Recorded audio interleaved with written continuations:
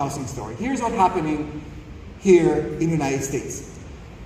In the year 2000, roughly, around the year 2000, the housing market was balanced, meaning you have the same amount of housing that is needed in order to accommodate the people, the adult family who live here in the United States. From that point on, until the top of the boom, we build 200, 300, 400, or 500,000 homes, too many, every single year. Just to give you an idea, in the United States of America, we need about 1.6 new million homes every year in order to accommodate our population growth. Okay, 1.3 of that is for new population, about 100,000 is for second homes, and another 200,000 is people that basically destroying their old home and need to be replaced somehow. Okay, 1.6. That means that at that time, in 2007, we had about 3 million too many homes in the United States. And that's a big reason of why we collapsed. Since then, builders basically stopped building, either for choice or simply because they went bankrupt. And we build significantly less homes than need every year.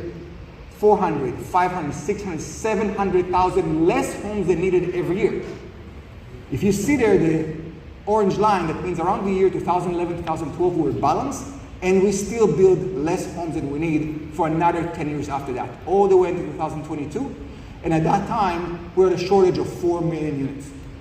It is very unlikely that you're going to have something that is a bubble in a product that everybody needs, yet you have 4 million too few of that product. 4 million is a big number, okay?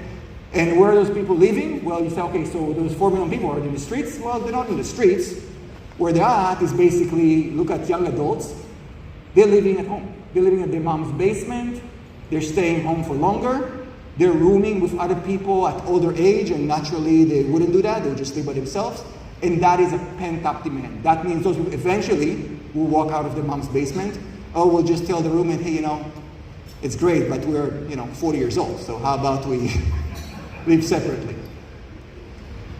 The other thing that you need to pay attention to is the fact that housing prices did go up significantly, but at the same time, you had the rent prices also went up almost as much.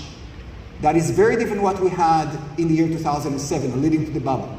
At that time, we had housing prices went up and rents were flat, actually declining a bit. That means the foundation, which is rent, what people are actually willing to pay for homes, was not there. Today, you have rent, which is the foundation for housing prices, is there supporting housing prices.